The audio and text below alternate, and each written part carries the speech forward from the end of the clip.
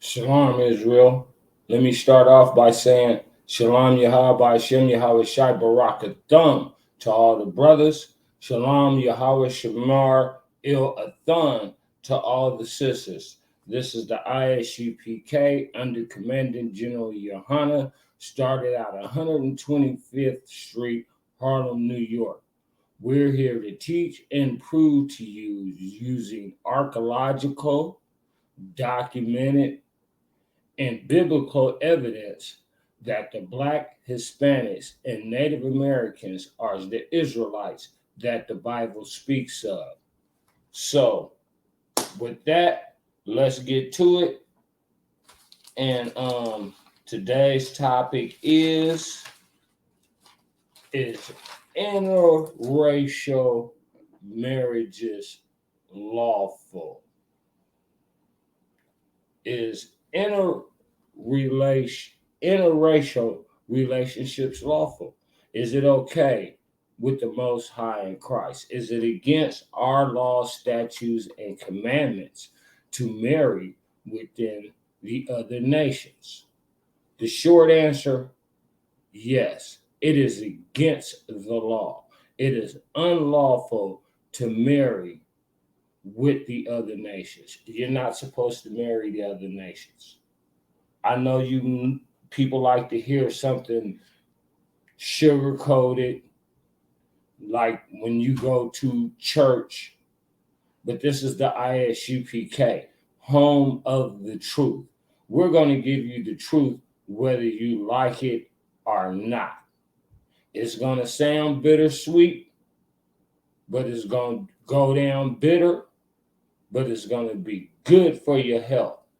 It's going to give you a longer life, a more abundant life when you follow those laws, statutes, and commandments. When you break those laws, statutes, and commandments, you shorten your numbers of days. But just don't take my word for it. Let's get to it. We're gonna get into it. And first of all, let's start this in the New Testament. 1 John chapter 5, verse 3. 1 John chapter 5, verse 3. I'm going to give you brothers a couple of minutes to catch up with me. 1 John chapter 5, verse 3. For this is the love of God, that we keep his commandments, and his commandments are not grievous. This is the New Testament. What's up, TD Jakes, Creflo Dollar? What's up? This is in the New Testament. It says that the whole love of the Father is that we keep his commandments. So this should be the whole focus point of the pastors, preachers, whatever they call themselves, teachings. They should start with this. For that is the love of God. They have misled my people.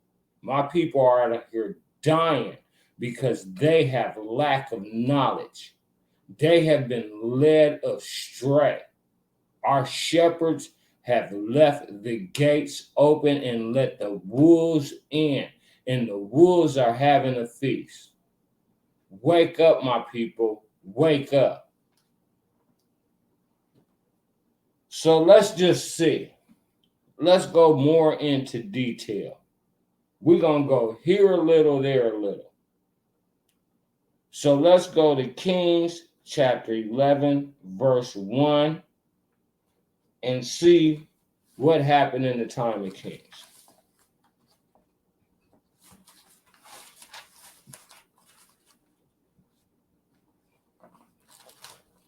And that is the Old Testament.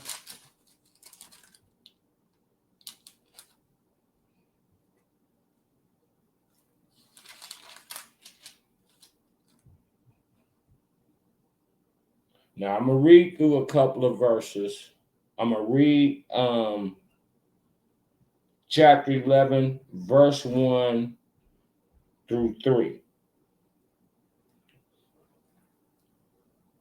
First King, chapter 11, verse 1. But King Solomon loved many strange women, together with the daughters of Pharaoh. I'm going to stop right there. Now, the daughters of Pharaoh. We just came out of captivity, out of bondage over there just a few generations back. His father, which was King David. Then it was King Saul, and so forth and so on. So it wasn't that long ago. Pretty much you could relate that back to the 20s right now. Relate that back to, let's say, the era of Black Wall Street versus where we're at right now today. So let me go back to the beginning of that. But King Solomon loved many strange women, together with the daughters of Pharaoh, women of the Moabites, the Ammonites, Edomites, Zidonians,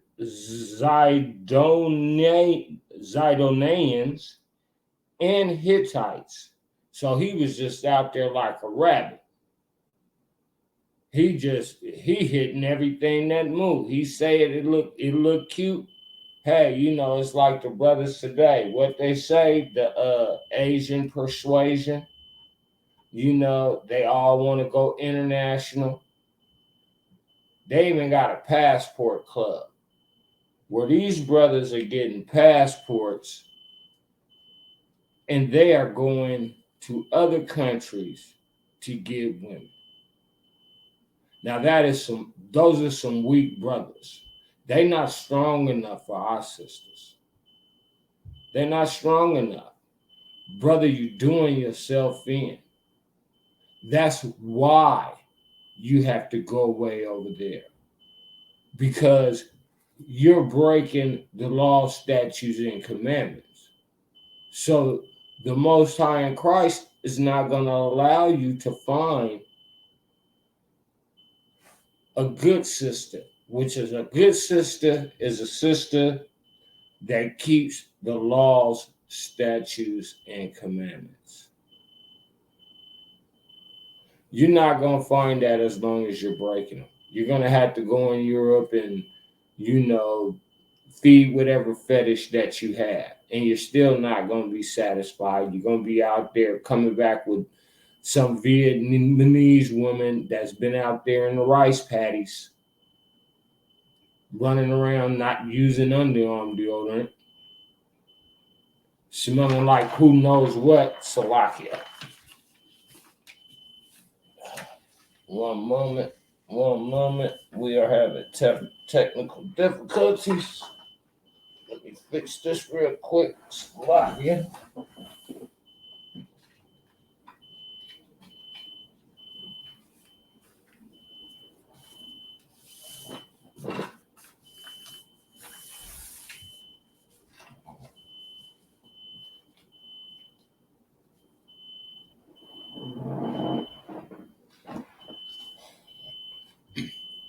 But yes, as long as you're breaking the law, statutes, and commandments, you're not going to get you a good woman.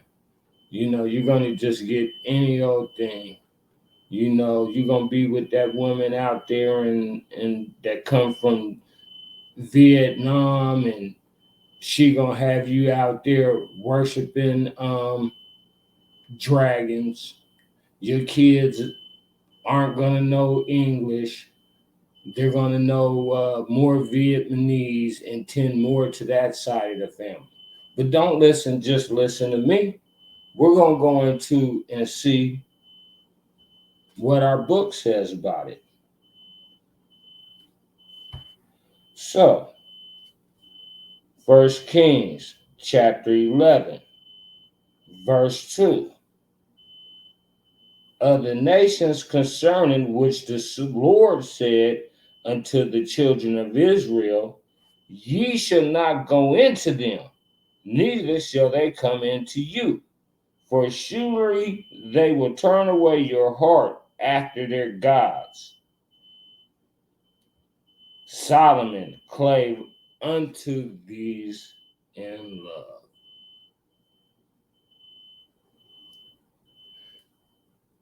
Now, here's Yahweh telling you not only not to do it, but he's giving you the reason why to do it. He doesn't have to give you an explanation, but he's a just God.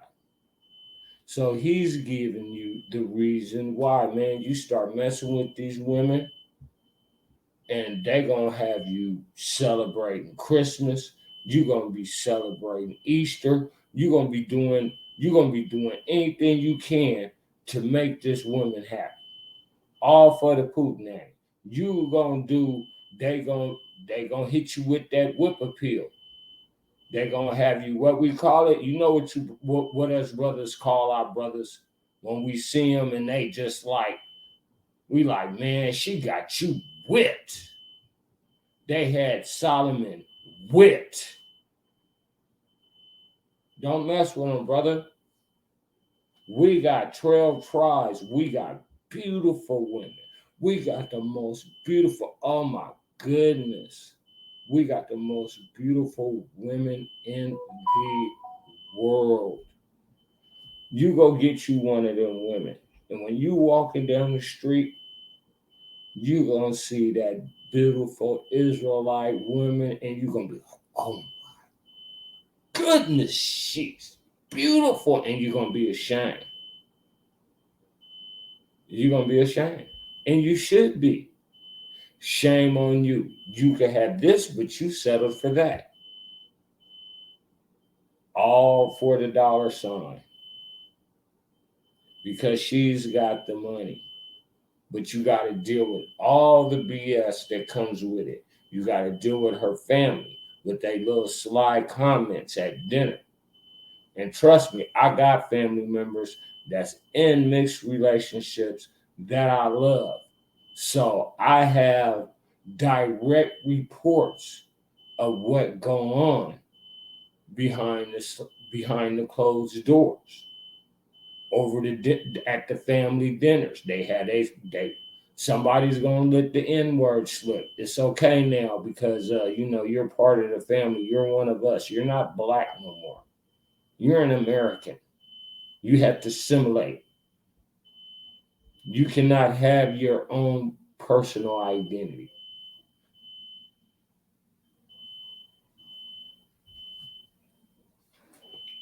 Let me start over. 1 Kings chapter 11, verse 2. Of the nations concerning which the Lord said unto the children of Israel, ye shall not go into them, neither shall they come in unto you, for surely they will turn away your heart after their gods. Solomon clave unto these loves. And he had 700 wives, princesses, and 300 concubines, and his wives turned away his heart. They turned his heart away. All he wanted to do was lay up, make her happy. So she would rub his back and, whatever fetish he had, she'd fulfill. But when he got old, that's when they got him. He'd do anything. Out of all these women he had, he's doing this for all these women. How many women did he have again? Let's go in here. And that's in verse 3. 700 wives, princesses, and 300 concubines. That's over 1,000 women. He had a sex addiction.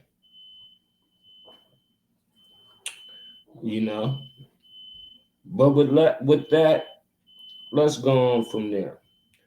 So let's go to Ezra chapter 9, and we're going to start at verse 1. But we're going to come back. We'll come back to Kings. But for now, Ezra chapter 9 and verse 1.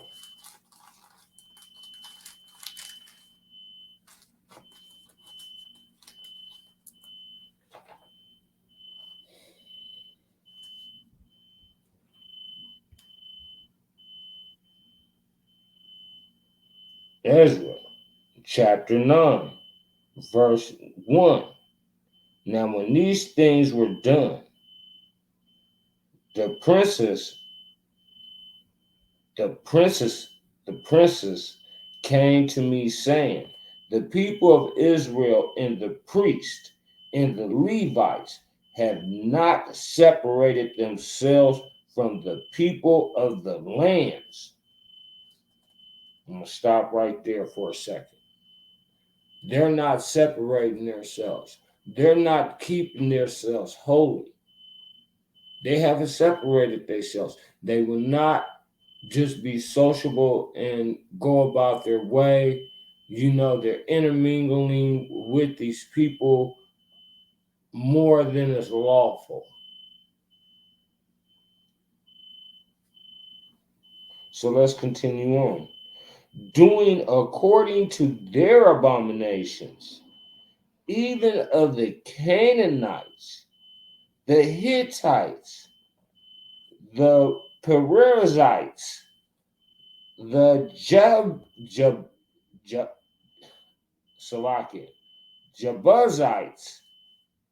the Ammonites, the Moabites, the Egyptians, and the Amorites. So this is after the time of King Solomon. Oh, man, my people is just so hard-headed. They just will not listen. They have not separated from these people. Now they're taking on their ways and they're doing what these people doing.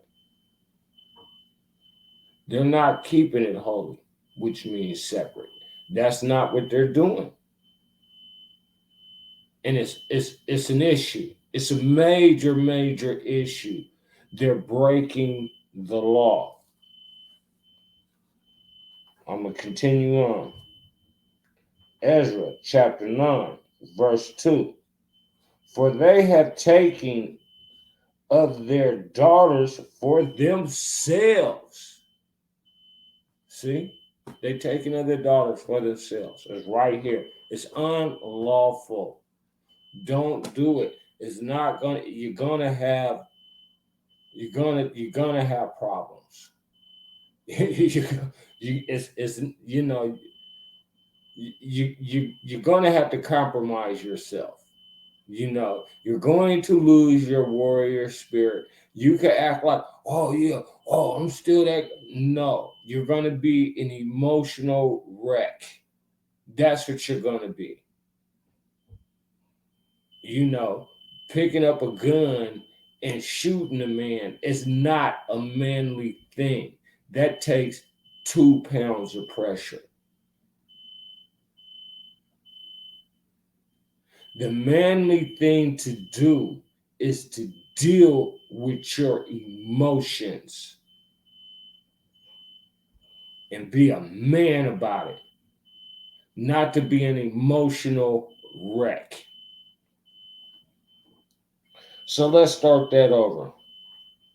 Ezra chapter 9, verse 2. For they have taken of their daughters for themselves and for their sons, so that the holy seed have mingled themselves with the people of those lands.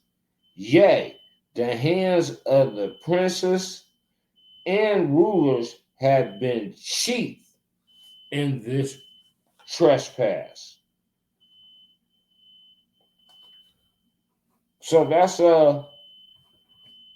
that's our kings, their children's, all the people that's leading us. It would be like our pastors that's supposed to be giving us the right way so that we don't fall astray and we keep within good standards of the Most High in Christ. They're breaking the law.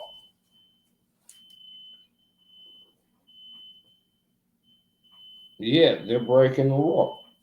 Ezra chapter 9, I'm going to go to verse 3 now. And when I heard these things, I rent my garment and my mantle and plucked off the hair of my head and of my beard and sat down astonished. Astonished. So Ezra, when he heard these things, he's like, He was so mad. He's like, man, these guys, we ain't never, just everything was building up with him because he knew that the consequences of their actions were not judged individually. Well, we are per se, but we're judged as a nation. We're judged as the nation. You just can't go and be like, oh, well, I'm keeping the commandments. Oh, he don't have no coat though. I'm gonna keep it moving. It's snowing. You got extra coats in your basement, stuff you don't even use. But you're gonna leave your brother out there cold, freezing. But you want the Most High in Christ to have you in a good light. That's not the brotherly thing to do. And he sees that. He sees everything. Don't do that. Don't be that guy. Because you will pay the consequences for your actions. You ain't got to take my word for it. You probably have already experienced it like a lot of us have. So, and just imagine ripping off his clothes, not just tearing it. I could tear my shirt, probably leave a big old welt on the back of my neck, but rip it all the way off like Hulk Hogan used to do. And Hulk Hogan, he had special shirts that would rip easy. That is not an easy feat to do. Or just imagine being so mad that you pulled the hair out your beard in your hair. No joke. He was not to be toyed with. He was not to be played with. I would not, that man would he would have my attention. Let's put it like that. And I know he's speaking for the Most High. Oh yeah, no, he's got my full attention. So with that, I'm gonna go to Deuteronomy chapter 7, verse 2 through 5.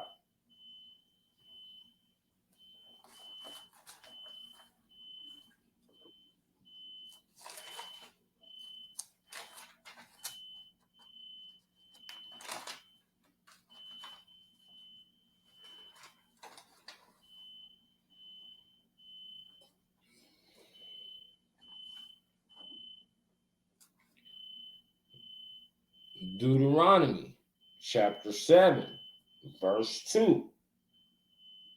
And when the Lord thy God, not everybody else God, not the Hamite, Japhite, Moabite, Hittite, Amorites, but when the Lord thy God shall bring thee into the land whither thou goest to possess it, and have cast out many nations before thee, the Hittites,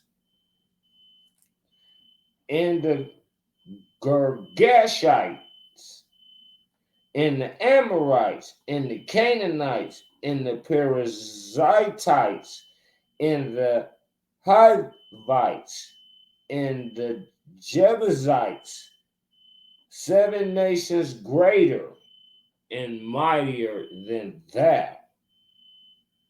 And when the Lord thy God shall deliver them before thee, thou shalt smite them and utterly destroy them.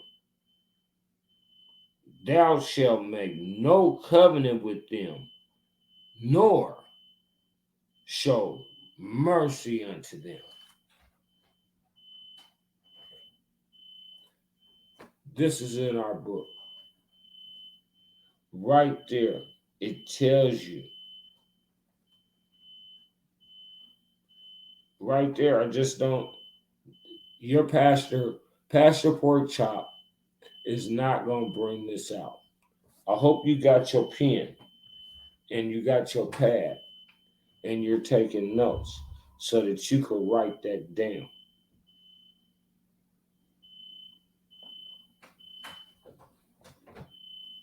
And that's we're in Deuteronomy chapter 7, and I started at verse 1.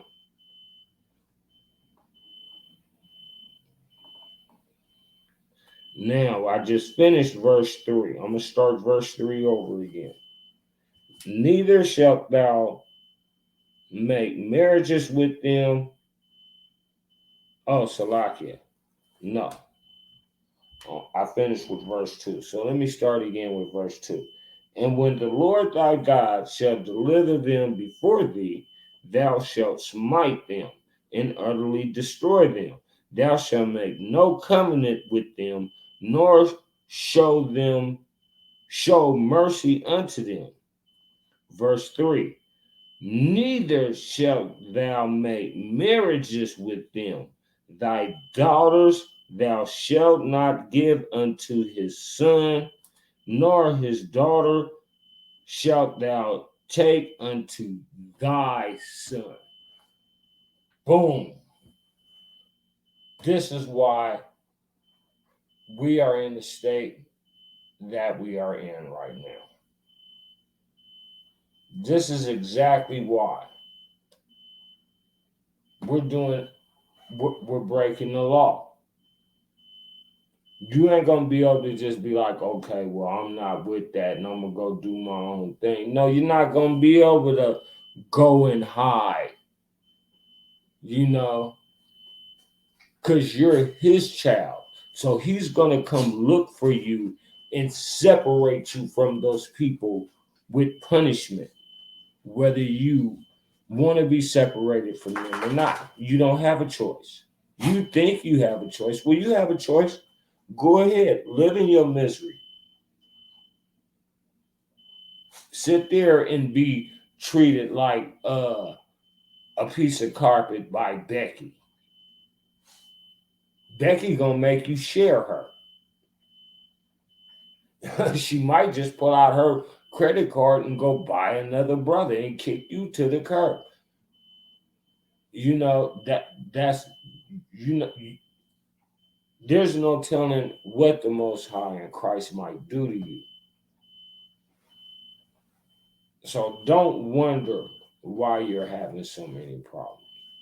Don't wonder why our people are in the state, in the condition that they're in, the Black, Hispanic, and Native men.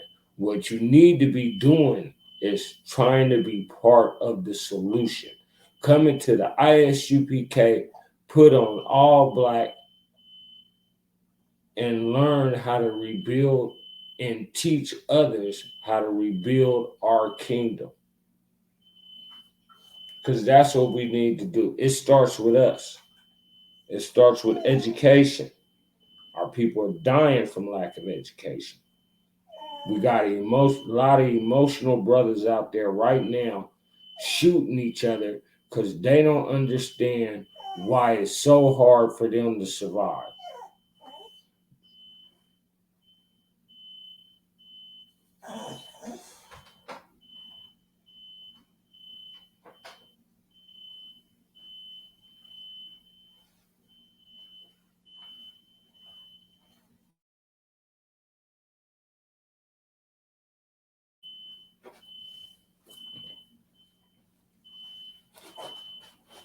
So with that, let's go back to Ezra.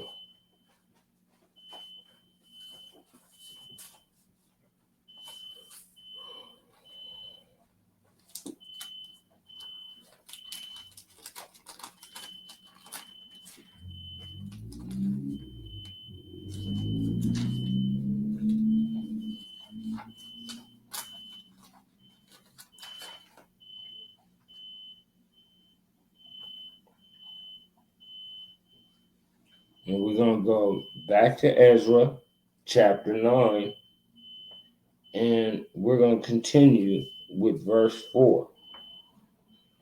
So Ezra chapter 9, verse 4. Then were assembled unto me everyone that trembled at the words of the God of Israel, because of the transgression of those that had been carried away. And I sat astounded until the evening sacrifice. And at the evening sacrifice, I arose from my heaviness, and having rent my garments and my mantle, I fell upon my knees and spread out my hands unto the Lord my God, and said, O my God, I am ashamed and blush to lift up my face to thee, my God, for our iniquities are increased over our head, and our trespasses is grown up unto the heavens. Verse 7. Since the days of our fathers have we been in a great trespass until this day, and for our iniquities have we, our kings and our priests, been delivered into the hand of the kings of the lands, to the sword, to captivity, into a spoil, into confusion of face, as it is this day.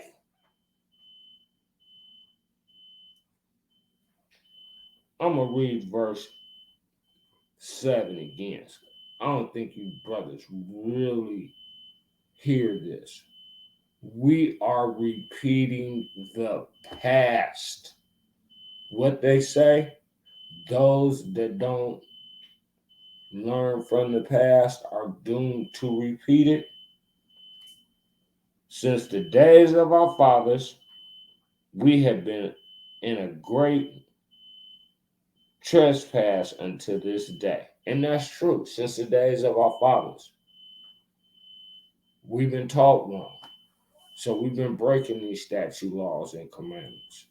Steadily running around in the circle, wondering why we can't get out of this hellhole.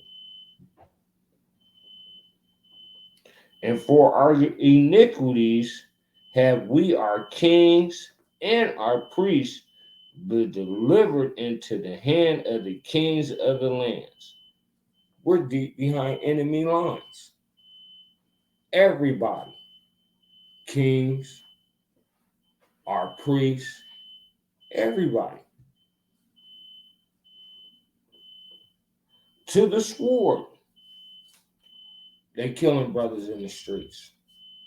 Police is shooting brothers, kill them. They don't even find themselves guilty.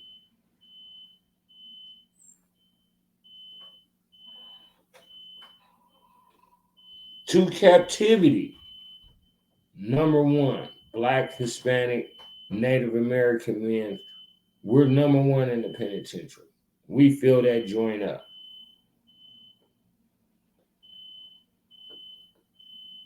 Into a spoil, into confusion of face, as it is this day. Confusion of face. We run around here. Niggas thinking they African. Go back to Africa. You know, MLK, I have a dream. That's what it was, a dream. Sold us out. What was MLK doing? He opened the gate and let the wolves in. The brother was messing with white women. Just what this book tells us not to do. Our book of laws tell us not to do that. That's what he was doing. And then he's like, oh, I messed up. I felt as though I led my people into a burning building. All for your lust. You sold us out. You know, just look at it. You could Google it on Google. Where we went believe we were like 20 something percent black owned business, and we've been steadily going backwards. We're in the 10% black owned businesses right now. All this integration and rejuvenation and whatever they want to call it, pretext to come in, kick us out our neighborhoods, and destroy everything we established. And it's been done over and over and over again in every state. And the book is telling, our book of laws and our history book is telling us why. It's telling us why. You brothers, quit being so lustful. Get control of your fetishes. Fight that demon. That's a demon that you have on you. And not only are you just like destroying yourselves, you're destroying your people. You're part of the problem. You're not part of the solution.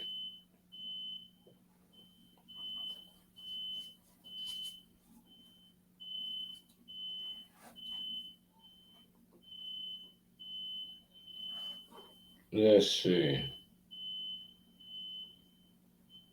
All right, so we're gonna go.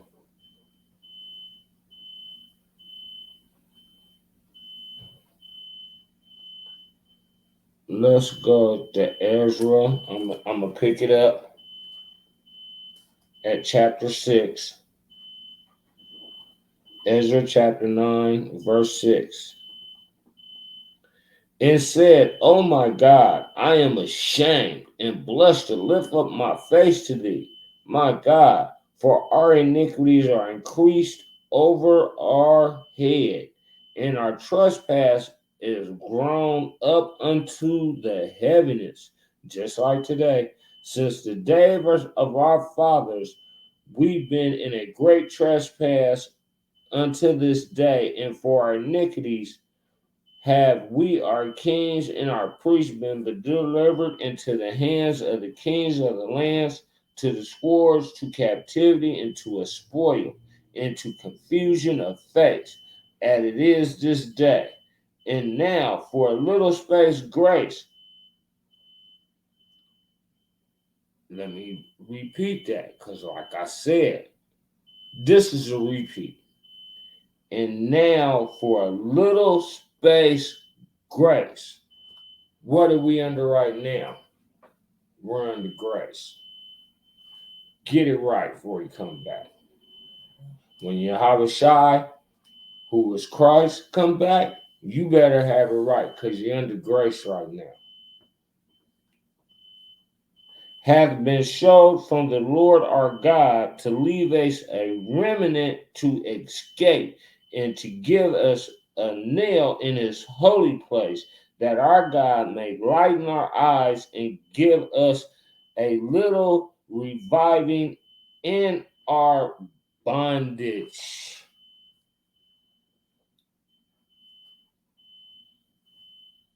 Same thing today. For we are bondmen, yet our God hath not forsaken us in our bondage, but have extended mercy unto us in the sight of the kings of Persia, to give us a reviving, to set up the house of our God, and to repair the desolations thereof, and to give us a wall in Judah and in Jerusalem.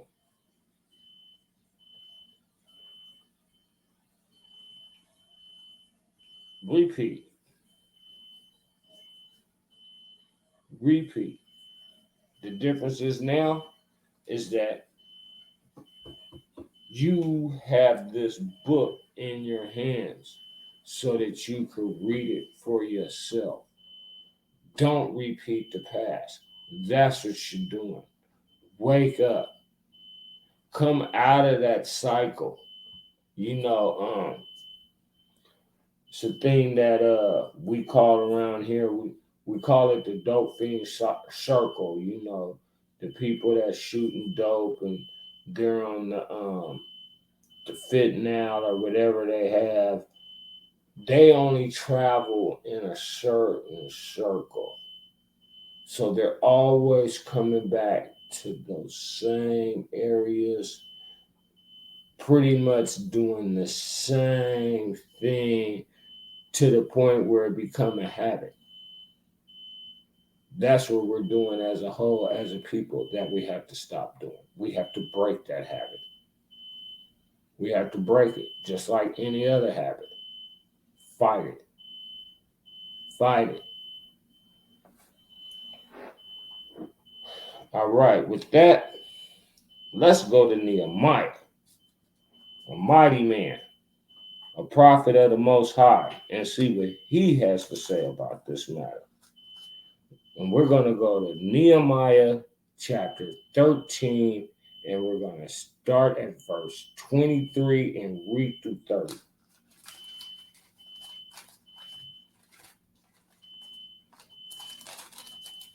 Nehemiah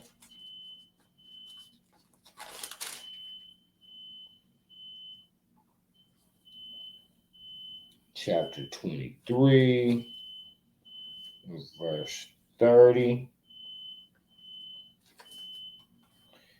Nehemiah chapter 23, verse 30. Thus cleansed I them from all strangers, and pointed the word of the priests and the Levites, everyone in his business. Salaki, give me 1 second.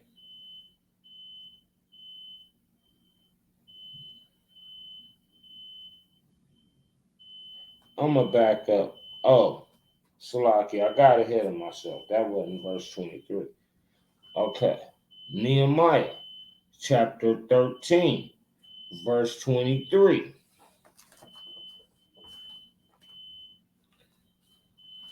And Nehemiah was a prophet. So before we start this verse, let's get our minds right about what a prophet is. Don't think of that man that you see on the History Channel or on those TV channels. No, you think about somebody like General Muhammad. So let's recreate that. Let's just like get his persona, about it, not that frail weak man, because the prophets were warriors. So Nehemiah chapter 13, verse 23. In those days also I saw a Jew that had married wives of Ashdod, of Ammon, and of Moab, and their children speak half in the speech of Ashdod and cannot speak in the Jews' language, which is the holy law, the Lash Quadan Kadash. But according to the language of each people, Salaki, I'm going to start that again. But basically, he's saying that their kids are speaking this broken language. I don't know what they speaking. They can't even speak the Lash Kwash Kodash. They can't speak the holy tongue. They can't speak the native tongue. Just like today, we're speaking all these different languages: Spanish, English, just all kind of different languages, French, Portuguese. Brothers don't know their native tongue. So let's start that again. Nehemiah chapter 13, verse 23. In those days also I saw Jews, plural, that had married wives of Ashdod, of Ammon, and of Moab, And their children spake half in the speech of Ashdod, and cannot speak in the Jews' language, but according to the language of each people. And I contended with them, and cursed them, and smote certain of them, and plucked off the hair, and made them swear by God, saying, Ye shall not give your daughters unto the sons, nor take their daughters unto your sons, or for yourselves.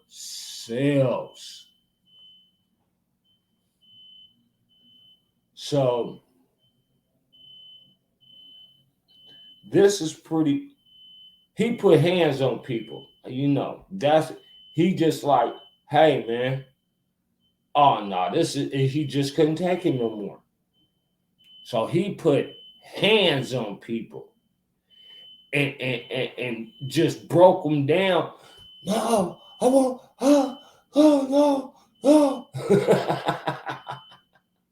So people's minds about these prophets in this book is wrong, because he is telling you right here.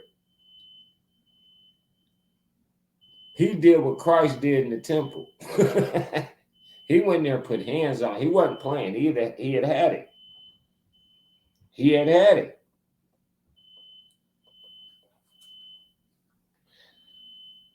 So Nehemiah chapter 13, verse 26.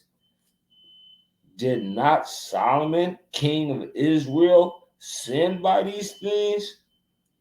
Yet among many nations was there no king like him, who was beloved of his God, and God made him king over all Israel.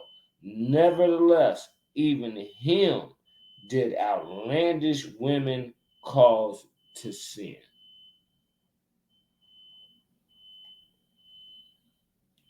See, even King Solomon, that the women caused him to sin. Don't. It's unlawful. It is against the law, statutes, and commandments. It's bringing it out right here in this book. You can't dispute this. You can't argue right, wrong. It's not going to do no good. No matter what you say, it's still going to be right. You don't have to like it. But this is the issue. This is the problem in your life. This is why you're having so much chaos. This is why that woman is never going to be happy with you. We ain't even got to talk about Samson and Goliath. We'll just leave that one out of it because everybody knows that story.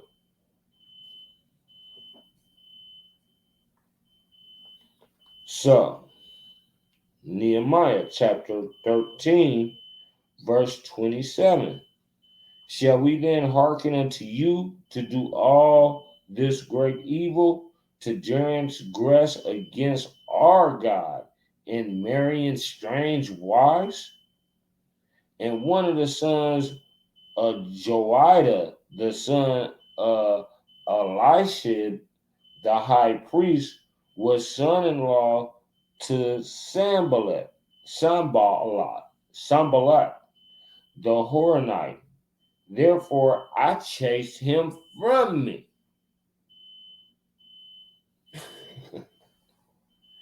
He chased him.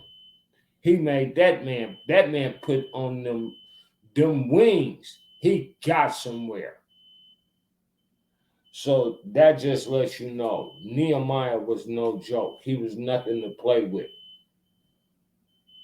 He was a mighty man. He was a warrior.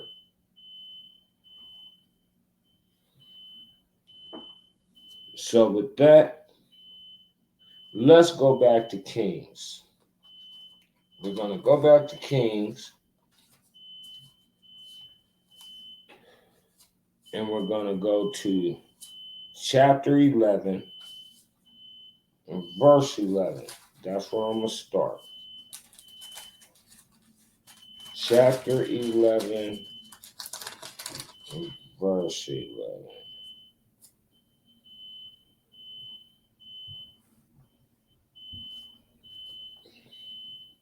First Kings chapter 11, verse 11. Wherefore the Lord said unto Solomon, for as much this is done of thee, and thou hast not kept my covenant and my statutes, which I have commanded thee, I will surely rend the kingdom from thee, and will give it to thy servant. So Most High said, you know what? Since you don't want to keep my law, I'm going to take this kingdom from you, and I'm going to give it to your servant, to the man that's, doing what you tell to do. I'm finna give it to him because you don't deserve it, because you're hard-headed. You're not listening. Done.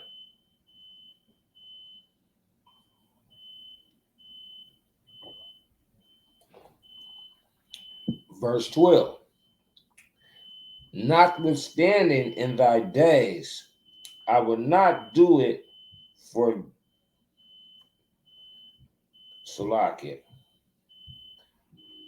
Notwithstanding in thy days, I will not do it for David thy father's sake, but I will rend it out of the hand of thy son. Howbeit, I will not rend away all the kingdom, but will give one tribe to thy son for David my servant's sake, and for Jerusalem's sake, which I have chosen. So he was done, just done with King Solomon.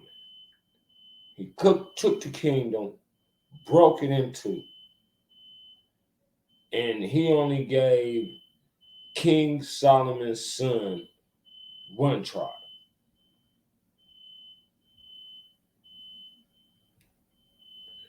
So now our kingdom is broken too. And there's a lot more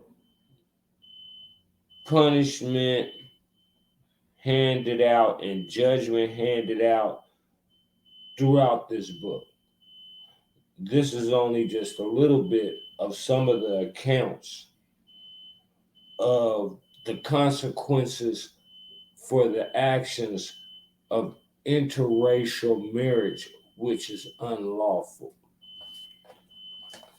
So just think about it. I got here in the UPK, there's no mixed marriages, mixed kids, Salakia. We don't believe, this, because you are what your father is. If your father's black, then you're black. If your father's white, then you white. Now, if you have cousins and relatives that are mixed, their father's white, that don't mean they're not your cousins. You're not supposed to hate your cousins. You just got cousins that's Edomites. You will not be the only ones. You will not have to feel lonely. It doesn't mean that you should not love them.